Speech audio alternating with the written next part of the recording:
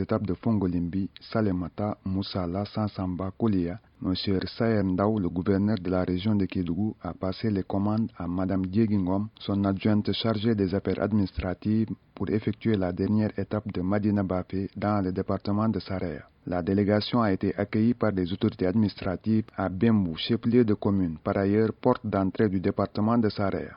De Bembou, la délégation s'est rendue à Madina Bafé, située un peu plus au sud-est de Saraya. Sur place, le lieutenant Matar Ndiaye, commandant de la section itinérante du 34e bataillon de l'infanterie de Kédougou, a saisi cette occasion pour apporter plus de précisions sur les résultats enregistrés. J'ai interpellé 7 individus, dont 6 Sénégalais et un Malien. Côté matériel, 8 moyens roulants qui sont derrière, dont 6 motos de roues et 2 motos à 3 roues, 4 groupes électrogènes, 3 marteaux piqueurs, 14 machines cracheuses, 11 machines à pompe. Madame Diegingom, l'adjointe au gouverneur chargée des affaires administratives, s'est félicitée du travail abattu par l'armée en application aux directives des plus hautes autorités de ce pays. Il s'agit d'orpailleurs qui étaient en train d'exercer frauduleusement.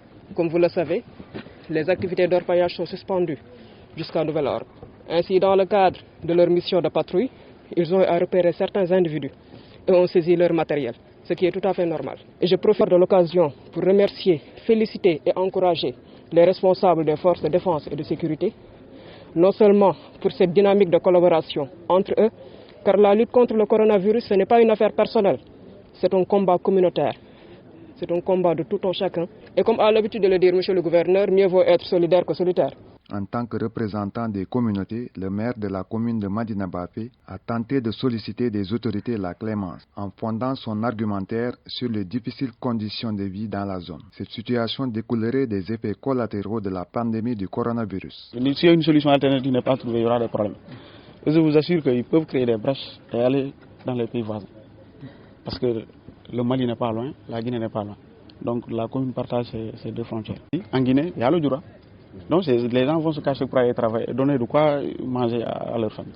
La représentante du chef de l'exécutif régional reste intransigeante et appelle l'ensemble des familles d'acteurs à s'impliquer activement dans le combat contre le coronavirus. Donc c'est un message, une alerte que l'on lance à l'ensemble des orpailleurs, à tout contrevenant, toute personne qui tenterait de braver cette interdiction. Chef de village, aux maires, aux délégués de quartier, afin qu'ils appuient dans la lutte contre le coronavirus, en sensibilisant leur population pour qu'elle respecte les normes d'hygiène, mais également qu'ils dénoncent les entrées irrégulières au niveau des frontières. Les forces de l'ordre mènent un travail extraordinaire au niveau des frontières, mais tous ces efforts ne seront visibles que si les populations accompagnent.